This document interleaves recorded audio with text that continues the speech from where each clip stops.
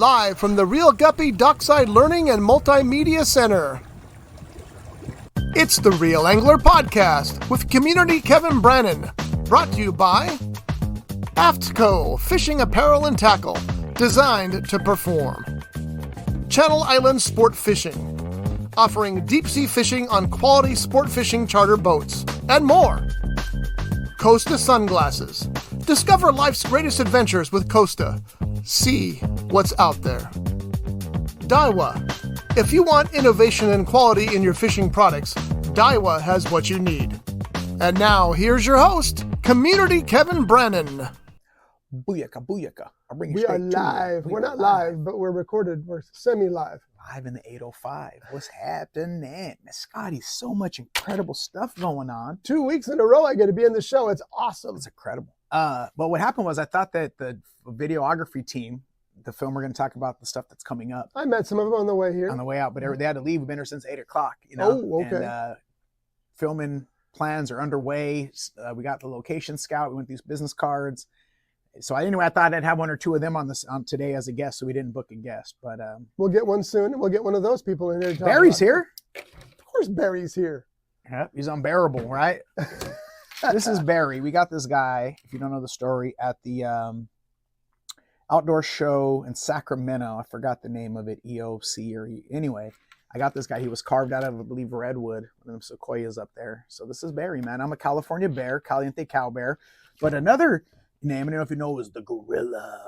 And yesterday, man, I went to the zoo with my granddaughter and got to see the silverback gorillas, man. That's one of my other favorites. I think incredible. Pretty cool, man. He was like cool. side-eyeing me and looking, and me and him he was like, Kev, is that you? And I was like, bro, you know, it's me, baby. And then people let their kid, if you're listening, if you're one of those parents, here I go shaming. Like some people just let their kids, bro, just like do whatever. So they're banging on the window, and then the gorilla hit the window back. Boom! Kids started screaming and crying and funneling out, but he was just peaceful, man, laying right there in front of the window. So I got a couple of good pictures and video. Yeah. But you see him turning and looking with his eye and his forehead, and then his brother was there. He's a bigger one, and he came out just like beautiful, man. I mean, they just come walking out on knuckles, you know? And I was in awe. I just sat in this window and watched out. The strength of they have like a fake kind of a lookout post, maybe something in the jungle that a researcher would set up and kind of do research and monitoring it for. So they have a simulated one. So we hung it up there, and then out came the big dog. You know, it was really neat, man. So it's a cool part to talk about that, because some of the films that we're going to be doing is going to be some of this Jack Hanna, you know, zoology, crocodile hunter style of going into zoos. We have the Moore Park Zoo. We're going to check that out. Very nice. And Santa Barbara Zoo, and tourism videos that are coming. We're going to catch a train. We picked a date today when we get back from ICAST. So we'll come from Florida, get a break. And the reason we have to do so many films so short is that, one, we picked a date today for our film festival. We're doing our own film festival, the Blue Carpet Premiere #3. But some of our students that are here are college bound. So they're going to be leaving, you know, anywhere in October and September. So we got to get as much filming as we could do. The students that'll stay behind and Spencer that works here and Thomas and Christine, they could still edit it, right? And Garrick. So we'll have the editors here, so it'll be ready by October. But for these students to get the filming part done, we got to get them in before they go off to college, man. Would you say that's your focus now, is the filmmaking, or has anything changed to just the part that people don't think about? Well, no, the focus has been there. It's just been limited, man. Yeah. You know, I went to school to be a filmmaker at Oxnard College right here, right? I have my little Condor for Life. Oh, you know what's cool? Yesterday, too, they have a Condor exhibit at the zoo. I love that. So I stopped by there and got a picture with them, you know, as I'm a Condor for Life community college and community college, man. And I've always wanted to be an educational documentary filmmaker. Mm-hmm. So when you see things like 10, 12 years ago when we had the Guppy Rangers and Kevin Jr. and Unique and Jasmine and Anthony, we did a Guppy Ranger episode with these educational films in Newbury Park when they were young. So the vision has been there. I just say that it's kind of been, the question was the focus, but it just kind of got moved off of the burner by Real Guppies, the nonprofit charitable side. of growing it. And we figured out a way to utilize this as our career pathway opportunity for students. But it's been there, man. I just wasn't able to make as many films. I got to make a lot of films again when I started working on The Gentleman, when I did leave corporate, and I had to think about which word I wanted to use. That's the right word. When I left corporate, I was able to film a lot of with my camera on the boat. This is a 4K camera. I updated to a more expensive phone so that I could film. Because I used to be a cheap individual to some degree, like a budget baller. So it's like, I'll take, there's a good, better, best, right? This is a good camera. This is a good phone. But, talking to the representative at AT&T, for me to get the best film, I had to upgrade to a more expensive device. Sure. Then people are like, oh, they're on these phones, they're using them. Like, I'm not demonizing technology, because, my regular camera is half the price of my phone, but but it's a better, it's a 4K camera, right. And I could upload and post and do things right from my phone same day, right? So you're seeing same day content, later, right? As soon as I get in range to have reception, right? Wi-Fi. Right? And so yeah, it gave me a chance to start getting back into the films, and I would airdrop them to my computer. Made it more convenient too than taking it off a chip and downloading it. So I was able to kind of nudge myself back into the priority of being an artist filmmaker when I was working on The Gentleman. So because it seems like you're doing more film work today than you've done as long as I've known you. I've known you a long time, and I'm happy about that, because I know that's you constantly call yourself a filmmaker. That's why you went to school, to become a filmmaker. Okay. And it's good to see you in that place now where you're actually doing what you wanted to do. Mm-hmm. So last year, I think it started to grow. I'm looking at it up there where how many films we wanted to put out last year. And we got pretty much most of them done. The only thing we haven't filmed yet is the Sierras, getting up and fishing in the Sierras for the trout opener and getting up there and filming. So it's on the radar. We get up there pretty soon. But that's, I think, the only one we missed. We did get the Bay Area in last year. We did fish sturgeon and Santa Barbara. Sport fishing, we got the sea bass, and we got most of them in. We did a shark fishing one January 1st that we were able to film. So we got pretty much, that's when we started, I think, turning the corner on films. Yeah. But we also were able to hire, I think when we were able to bring in Thomas helped, and then we were able to hire Momentum was paying Spencer to do films. So I was able to get a filmmaker, an editor, and another editor, so that way I could concentrate on the guppies, but the films can be made. He could film them, he could take it away, bring it back and film. So that's when I think we started, was last year. Also the help with Oceans of Opportunity, man, paying me, thank you to the County of Ventura to allow us to make a salary while we're growing this, right? And they pay a certain amount of my funding for me to run Oceans of Opportunity. And then, and one of the best things I think I did, Scotty, was I didn't take a full salary from them, because I wanted to hire people. Right. I didn't want to say, let me get this a whole bunch, right? How do I divide the pie? To have people around me, versus saying now I could, live off of that. So I was able to utilize that to give me some breathing space. I remember that. I remember that you were stretched to the limit, of course, and you wanted to do more of that. And now that you've got this team, again, some of whom I met today, Thomas, I've known for a while. Thomas is amazing. Thomas gives, I record podcasts and I do a little bit of editing on them, but Thomas has taught me things about that I didn't even know. Remember we met when we brought him with us to the Olive Ventura? We did the podcast, and we took it up there to Olive Ventura. That was a good podcast too. And then he came in here and we filmed that fish taco one that we made. That's right. We made two samples of fish. So shout out to Thomas too, man. If you want to know something, man, me and Thomas, we get into some debates right here, man. We would, because I'm serious about it, and he was serious about the standard. So we have this analogy of there was, we're a taco truck, really good food. People show up and they eat it, but we don't have everything that a restaurant has. You know what I'm saying? Yeah. And since we know like Mexican food and live in the Nard, it's easy to use this analogy. But if you go in there, right there, you know what a molcajete is? You ever seen those when they walk by and the seafood is hanging out of it and it's sizzling and it's just like a spectacle. For 6 people. You know where you see that is like a Pescador in Fillmore. Yeah. I remember seeing that when you go eat in their restaurant. You could sit down and they have the capability to do that. Right. We're a taco truck where people line up and there's a little bench and you're really eating, but there's only so much that they can offer. You know what I mean? But you're really good at tacos, and that's what matters. Say, hey man, I landed for them La Bonitas. Yeah, fire. But I mean that your focus is on the tacos in that comparison, and you're really good at the tacos. Right. So just certain things you can't go beyond that. So talking about me and Thomas, just to give you guys some behind the scenes stuff, is like we would get into arguments right here because like that thing that we filmed the sturgeon, it was some terrible footage, man. No microphones. It's windy. It's blowing. The captain's like, let's reschedule. I can't. I only got this day to get up there and film. As filmmakers, we got to make it happen. We got to edit. We got to add music. We got to add layover text. But he was ready to take us to the restaurant, but we weren't there. So, and I remember one time he left and I had to call him and apologize because like I know what he's trying to do and just be like, look, man, this is why we're going to learn how to get along, right? Because I appreciate you having that standard, but you got to realize what we have right here. And as an editor, bro, I need you to go take this film back and make it the best you can with all that wind. And today now where he's, stage manager and filming and fishing and catching trout with Willie, Big Willie. Remember we fished that last year? Yeah. We're going this Friday to fish Bakersfield again. You and Willie? No, me and Dave. Oh, cool. Dave Kill, Aqueduct's finest from Bakersfield. We're going to go up there and film. And we went there last year. And that's when you started getting better on the film because you started to learn the cameraman and how to get the shots, which is grateful because sometimes I put up film that I just like, you got to let that ride. That's what we got. Yeah. And a guy that says, hey, we got to clean this up. And he like, oh, but my negativity level, I can't stand it. Right. So he would come with that. And then I would come over the top with my aggression to be like, I'm not like, this is the way it's got to be done. But it's like, I know it sucks, but who was the happiest when we finally got good lavalier mics, right? Yeah. Thomas, right?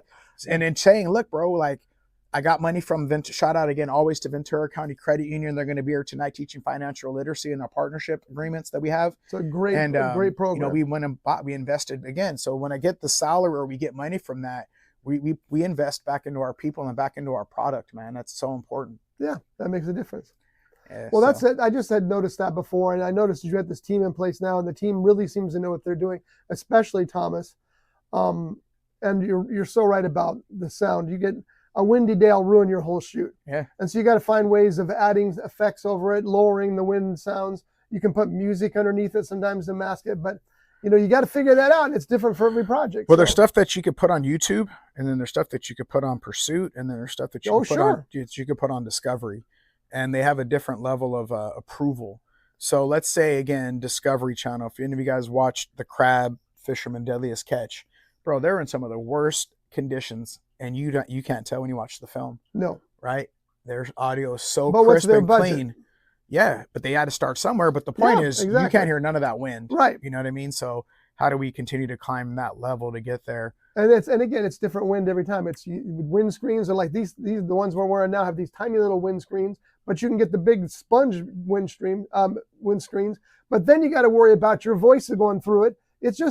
It's a jumble, and you got to figure out the puzzle. But check this out. Speaking of puzzle, it's over there. Check this out, folks. Look what this is. Ronaldo Jose Santa Cruz Hombres. Music and audio. We got an audio guy now.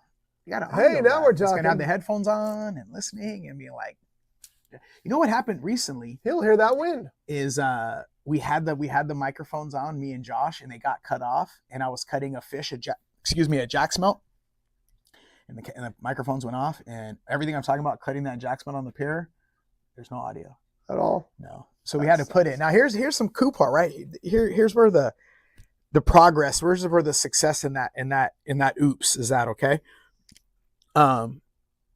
Kevin Jr. and Danielle, our sales and marketing team. Right now, the news, here's some breaking news. Breaking news is that we're looking for talent scouts, and managers to help us pitch our show and check it out. So we were up there in Carp last week watching the episode, and that video's playing. And Kevin's watching, and he said, "Dad, come check this out." And he's like, "You see where all this video's at? And you see how you guys got all the words?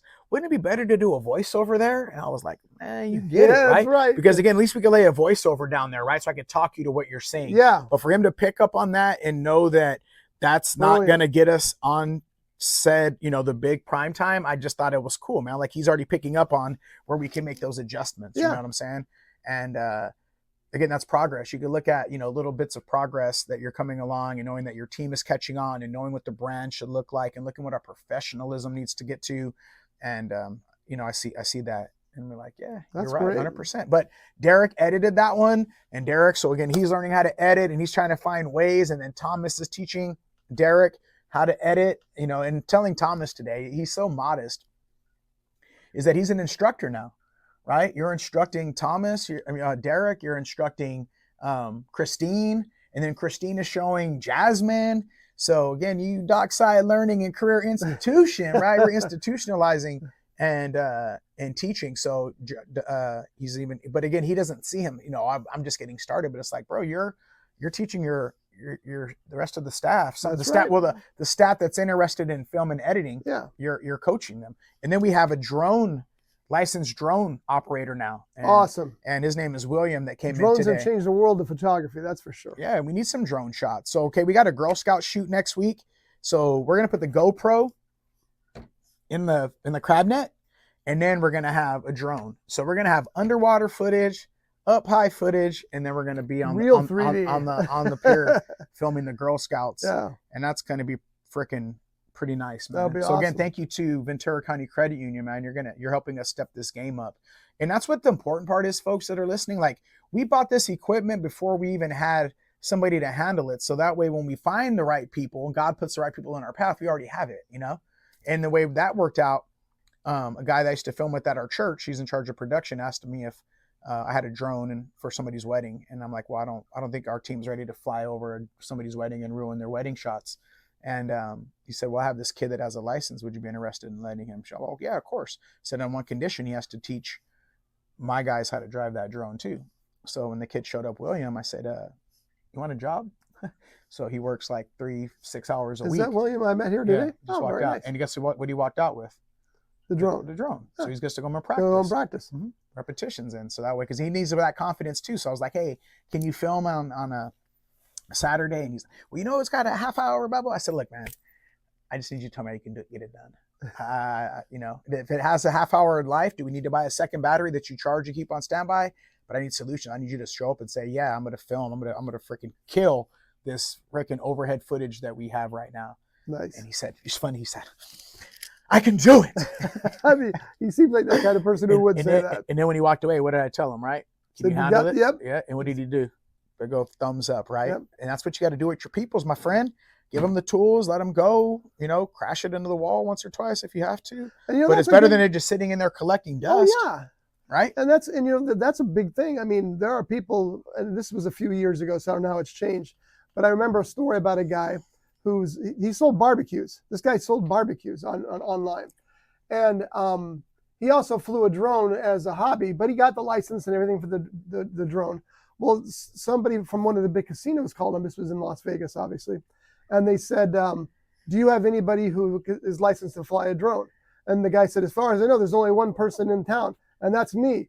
The guy says, you're hired. I need somebody who can fly a drone over a crowd indoors, and you have to have this special license to do it. The guy said, I'm the only one who can do it.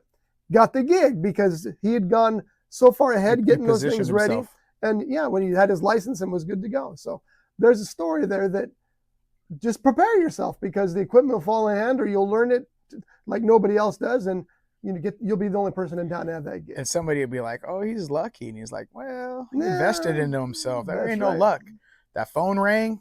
He answered, and I was talking to him because we might up our prices for the school, for my supply and demand, and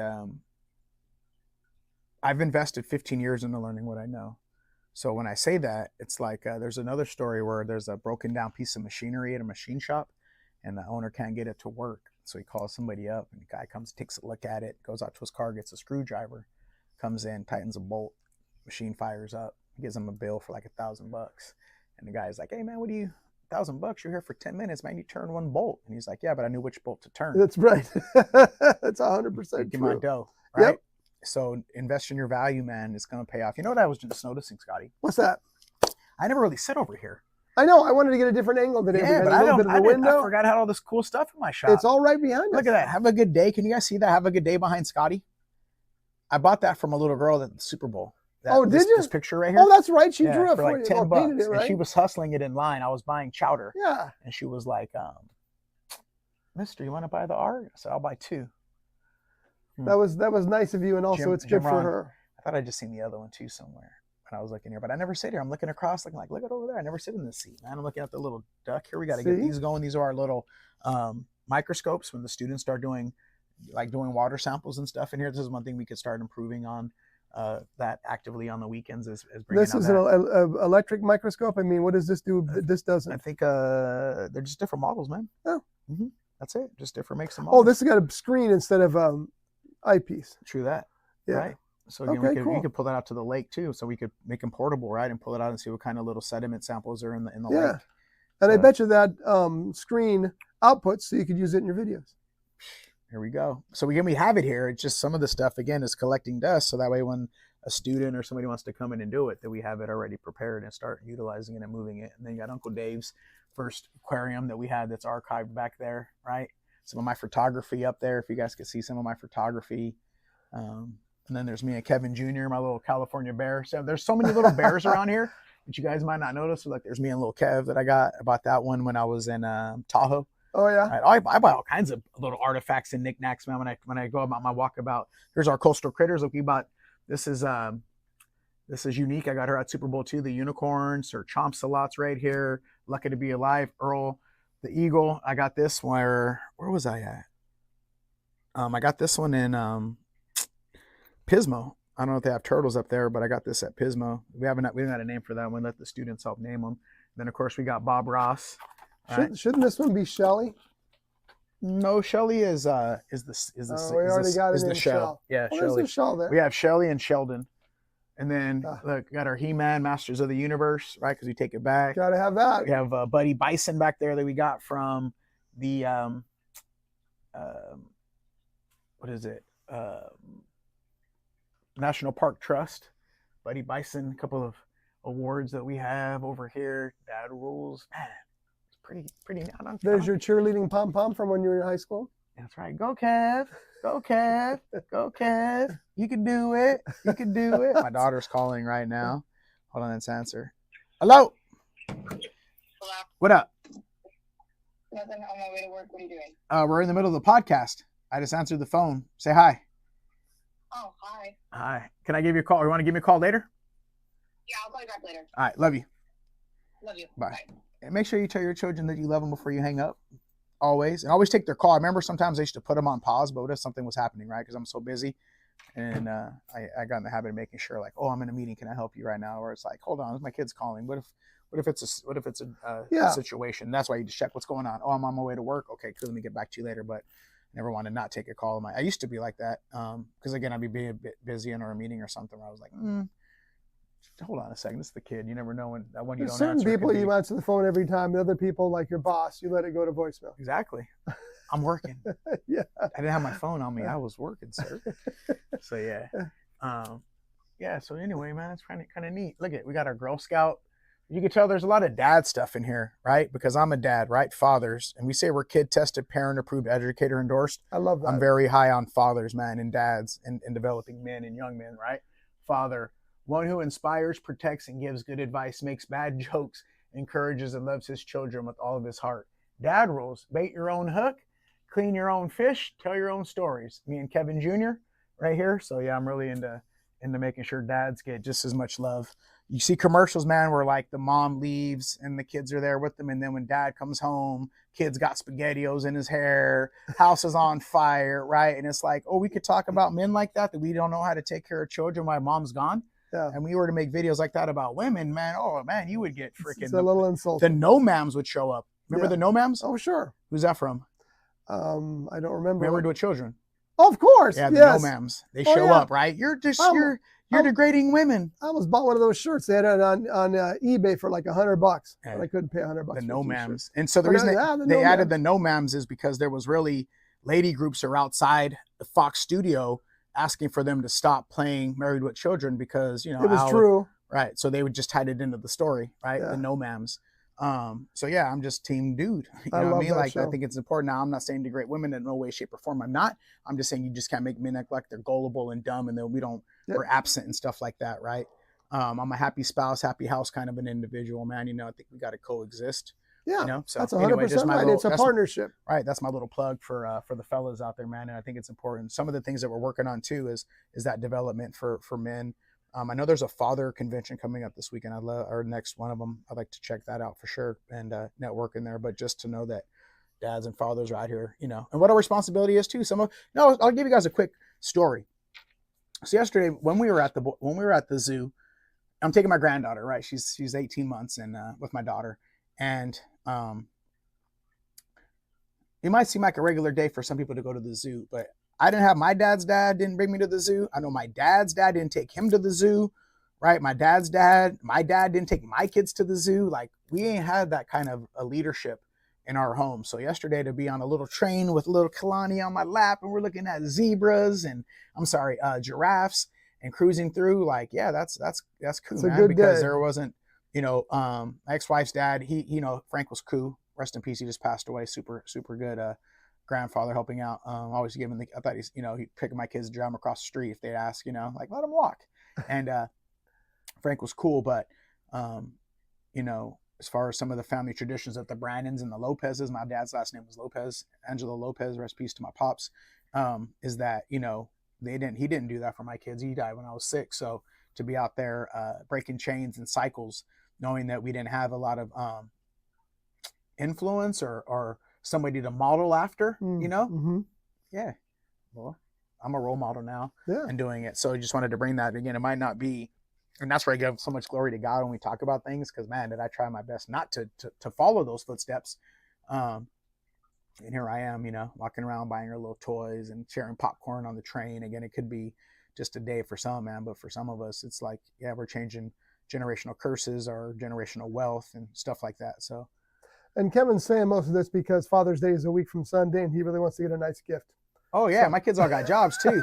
They work for the company. I'm expecting a new watch. You know what I mean? I need some new sneakers and some cologne. They even know what to get me, right? So I told them if they can't pick out the right one, do like I do just give me a gift card to Nike. I'll go get the shoes I want. Yeah. Give me a gift card to the G-Shock watch place, and I'll go pick out the G-Shock that I want. You know? Gift cards are the best gift. Yeah. They are, really are. But you know what I want? Cologne, sneakers, and what did I say? Shoes. That's me. Very nice. All right. So as we get to the half hour, right? So that's just a little motivational moment. We're just putting one together today because we didn't have a guest thinking we were going to interview our people. We will. But here, if you could look at my notes that we have here it is, man. This is what's coming up. We have a new premiere coming. Can you all read that okay? Yep. So there's a premiere coming out. What we're going to focus on is like Animal Planets type of shows. Uh-huh. And then we have that mixed in with zoos and aquariums locally. So we're going to check out Moore Park Zoo, Santa Barbara Zoo, the aquariums and museums that are in Santa Barbara. We're going to do a Santa Barbara trip June 23rd on a train, go up to the pier, check out they have a museum there. Yeah, they the do. Maritime It's awesome. Museum. It's so we're going to incredible. stop by there, go eat right there at Moby Dick's, maybe do a little fishing off the pier. And we're going to catch a train. So to have a little bit of our travel. So right here we have Animal Planet, cooking shows, travel, aquariums. We already have Coastal Critters and Real Anglers are already underway. And that's what we put on the last 2 premieres. And then our underwater films, ocean and freshwater educational shows. We're going to be at Lake Piru next week. So we'll film that. I'll be doing the Ranger Talk as well. So in the morning, we're going to be with the Girl Scouts. And then in the afternoon, I drive over to Piru to do a fishing clinic off the dock, and then I'm the speaker for the Ranger Talk. That's a great idea. So, Perfect. Yeah, so again, we'll have, depending on William's day, if he's going to show up at the lake and fly the drone. But I also know that Michael, the Ranger, has a drone there too. So, there you go. But Thomas will be there filming at the lake, and then during the day, William will be at the pier helping to film with the drone shots there. Piru is one of those little towns that doesn't get enough attention or credit. And so I'm glad you're doing that. Well, that's where this travel guy comes in, exactly right? Community Kev. We're talking about what's right. And that's right there on the 805, 818, I think.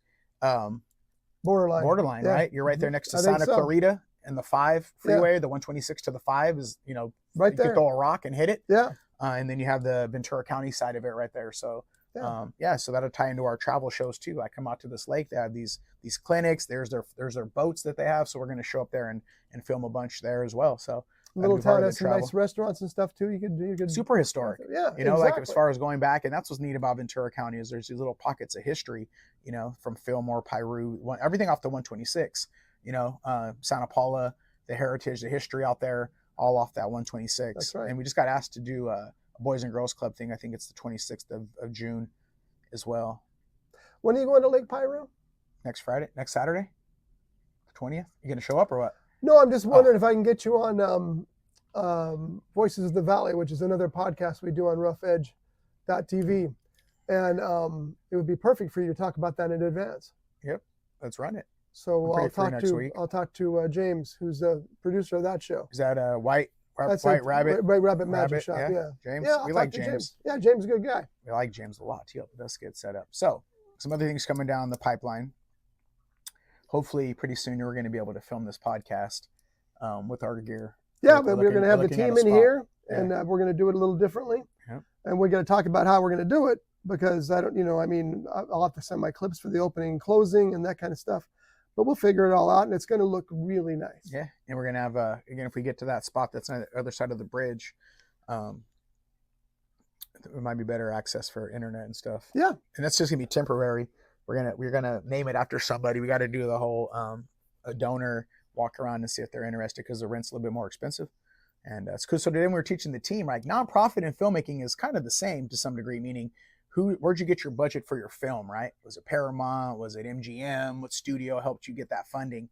And in nonprofit, it's kind of the same way as well. You know, like, how do you get that funding and that support? And you got to come up with these creative ideas to be like, this is why you would like to. In nonprofit, it's called a RFP, request for funding. Oh yeah. Right. And you got to put a proposal together and be like, all right, and there's 10 other proposals, and they're like, okay. One we just tried was with HUD.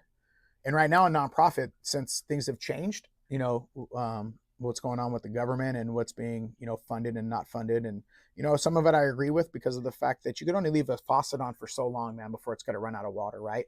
And like, you find out like these Somalian daycares, nobody's even working there. You know, you get to show up there and nobody's even at the facility. They just been milking millions. So maybe people need to go around and make sure that what they're spending their funding on is actually going to what they said they're going to fund it.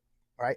And, so you have a lot more RFPs coming through. You know, you apply for Whale's Tail grant, and it's normally they get 100 apps, ended up getting 400 or 500 they got to go through. So the pot is drying up, and that's why we have the for-profit side. So that way, hopefully, we don't always have to depend on that, because it's harder to do that. So again, with our licensing deals and the television deals and networking, the point is that it maybe that'll help subsidize some of our funds, our income, so that we're not just waiting on one batch of funding and source. You know, and art right now is growing.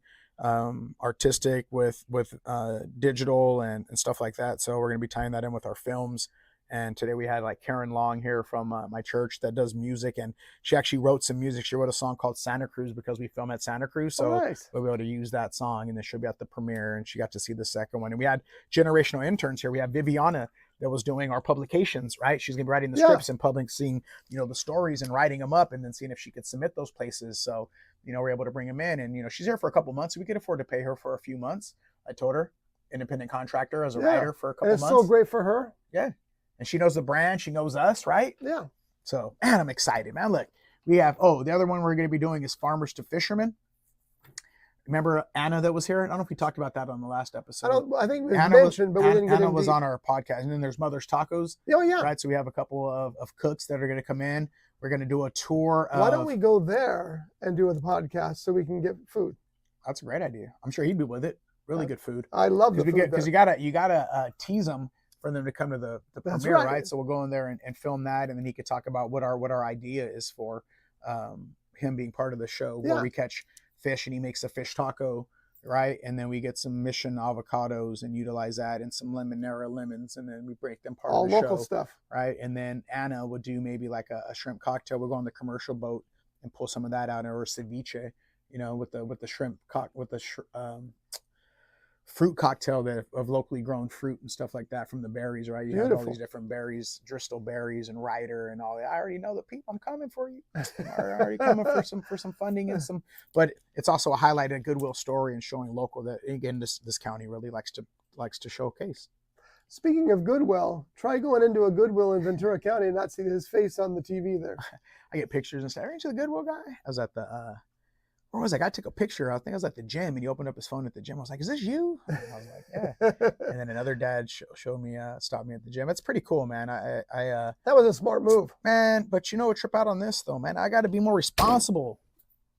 What do you mean? Can't be going out wild and out in public. You know what I mean? Like it's kind of cool, man. You got to know, you know. You're a celebrity, dude. That's gonna happen. I went to the Santa Paula, but before I didn't care. Right, I still don't care what people think. Meaning, like I'm gonna be me. That's exactly. But that's I just mean like when I was out the other night at the car show, just realizing it is, and like people do notice me. So yeah, I don't mind. I'm just being sarcastic because there's some adjustments for professionalism that you should be in understanding how to be a celebrity and not be big headed and stuff like that. So it's part of the brand too. It's essential, and you've done a good job. Dude, literally walking through the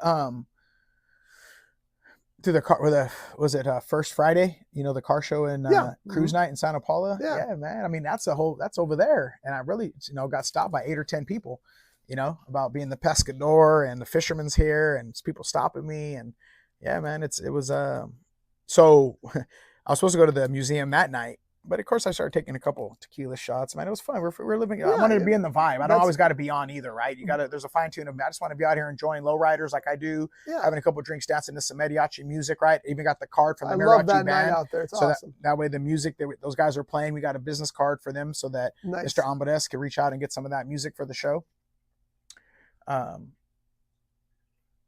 But yeah, by the time I walk through there and talking to people and shaking hands, and sometimes because we were like, tell them what you do. And I'm like, I don't really want to. I'm out here doing this, right? So I kind of give them a short version of the answer. I was like, bro, just take a picture, give me my card. Acceptable. I'm kind of out with the fam. Like, I don't got time to go into the whole sales pitch right now, being respectful. But yeah, I appreciate you in your introduction. But right now is not the time or place for me to be. Because the car show is not just a car show. It's a celebration of life in Santa Paula. Bro, it was dope. Yeah. It was so incredible. cool. Is it first? It's not the first time you've been there, right? Really? We're trying to get there for a couple of years because I'm on Friday morning. So I hear so far this year 2 things I've already done. And this is a year for me to do more. I went to Vern told me about the raceway, so I went to watch the races right by myself. I just pulled up right, and then I went to that car show, and those are things that I want to do right. So I can finally clock out. I could leave Kevin here Fridays. He works from 12 to 5 now, so I could leave at 3 o'clock half day and take off and go do something. I'm still networking. I've still got business cards. I'm still doing my thing. But to see everybody out grooving, white people, cowboys, the farm workers, the homies from Santa Paula, right? You got to see a whole, a good vibe of everybody, right? Because Santa Paula has a mix of that, right? You have the agriculture, your farm workers, the tractor drivers, the migrant workers in there, Dodger fans all over the place, the homies that have been there for a while from 12th Street, or 10th Street. And they were just vibing together, listening to music. There was some bikers there. And I'm just I love watching people co-mingle and hang out and enjoy it. It's a celebration. That's what I love about it. It's a celebration. But also, without putting damper on it, where we live at, sometimes chaos can happen out here too, man. In a drop of a dime, things could flare up, right? Alcohol gets involved in different parts and section of where we live at. That's just part of the culture out here too. So to see everybody was in a real good mood and spirit. And it also tells you, again, if you're one that watches the news and people aren't out having a good time, people aren't co-mingling economics, people are poor and broke, you got to see on display, man, that people are out spending money, having fun, mingling. So you can forget that noise. So when we drop into our shows about travel and maybe the new way people do things, maybe it isn't a husband and a wife and a family of 2 going on these trips. It's a group of 4 or 5 girls or 4 or 5 guys that are going out for the weekend together, right? It's not the same way. It's like a family tourism. How do you go out and spend money and different? Because some of these kids aren't having kids. Some of this, or let me say, this generation isn't having kids and the same model that you go to college, get married, have kids, and do that. It's look, I ain't having no kids till I'm 28, 29, so I could go to work and I got money to spend, right? It might be different than when we grew up, but again, that's just the new market and the new era, man. Yeah. So to see it on display, I'm like, notes too. We're going to produce this and how it's going to look and telling these stories. Let's tell these stories of what's going on in California, locally in America versus what you might see all the frantic and panic on the news, man. So that's cool. It was on full display. So that's going to do it for today. We're going to wrap it up.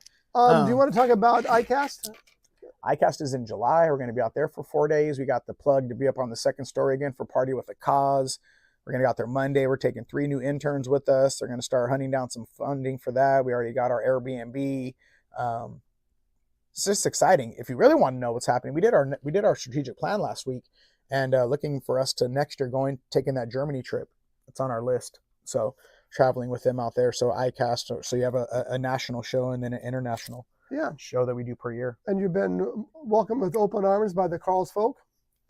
So, that's a place you can go visit and get a lot of good footage there. Yeah. Well, and you'll have full access because they like you. So yeah. And it'll fit into what we're doing, right? You have absolutely travel. We'll find a zoo. Maybe find where could we fish over there too? What kind of fishing do they do in Germany? How do they fish? And how do they prepare, their fish dishes? So it'll sound like a vacation, but it's really just another part of our career development, training and travel, and fit into our bandwidth and our scope of work. You're not working unless you're networking. That's it. And why not buy? And we're going global, right? That's what it says right here. What does that say, Scotty? It says global. Global.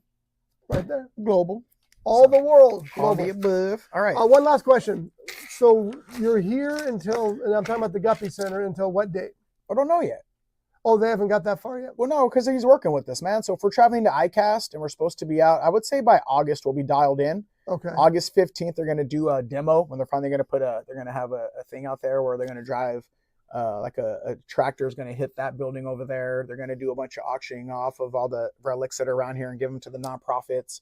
So by like August, they're going to start like, you'll be gone. But, it was supposed to be July 1st.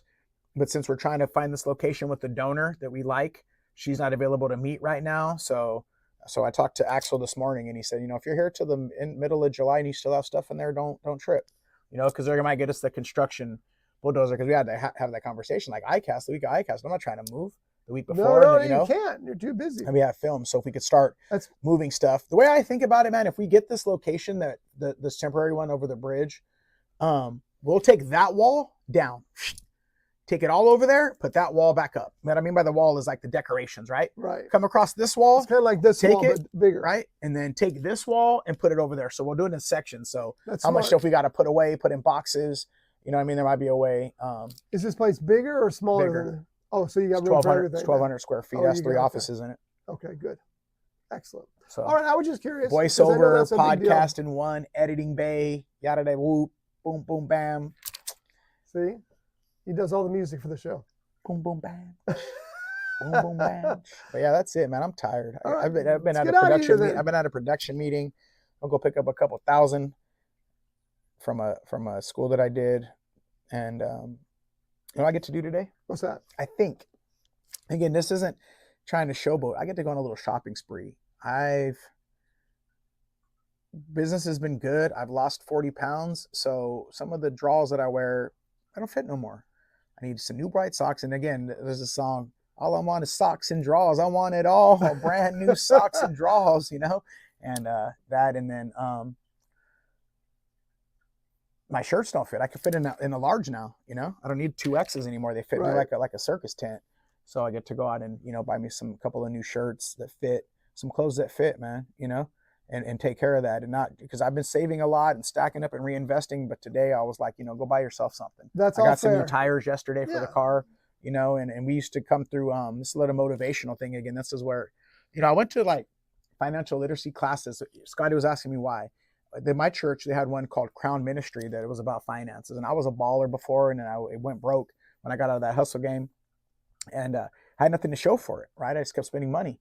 And so these financial literacy classes that we have, like for tonight, some of it is because I've been the dude that squandered the inheritance, and I don't want to do that any longer. But I don't want to get on the other side where I start getting, don't spend, where it's like, and then, getting used tires all the time from A&V, we do it. And last time I bought my car, 4 brand new tires with again, my granddaughter yesterday going out fishing. Again, this might seem basic to some, but we've come a long way full circle to where the gratefulness in those things are just as important, because if you can't handle the small things, God can give you the big things, So yeah, I'm going to go out today and buy me some stuff, and then knowing like, yeah, man, because before when I used to be a baller, bro, I would just buy like my shoes and stuff. I would just be super diva. Everything was dry clean, diamonds, jewelry, right? And that was just like that was an effect. We call it the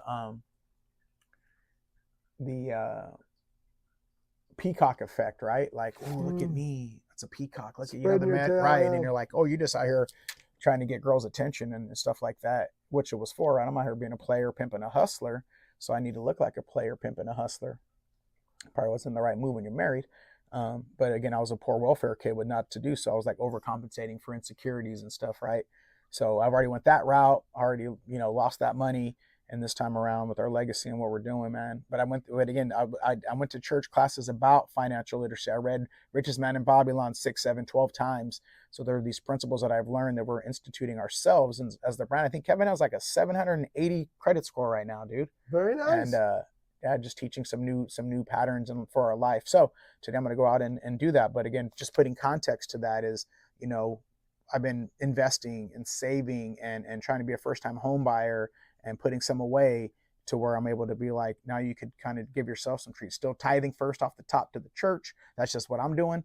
And and being like responsible. But I'm going to go today and do a little shopping spree. Yeah, but you're not doing a spree because you just want new clothes. You're doing it because it's a necessity too. That's something else to look at. Yeah. Well, I did want those rims to go with those tires yesterday. I did want those rims, but I'll get those on the, let me get some more work. You've earned But part of that too is like part of it to building the credit is, you could get them instead of making on the layaway plan, right? So I could buy them for $1,000 and make 3 payments of whatever, $333 and no finances, no interest on it. So I could still get them. Just a little rent to own, little RTO. Remember rent to own, the little rent centers and stuff? Have a little rent center. So again, that's smart because I'm like, no, I want them right now and I got it. But there's a way that you can figure out how to maneuver through the system and still get those treats, but not put yourself into financial hardship just to be showing off. You know?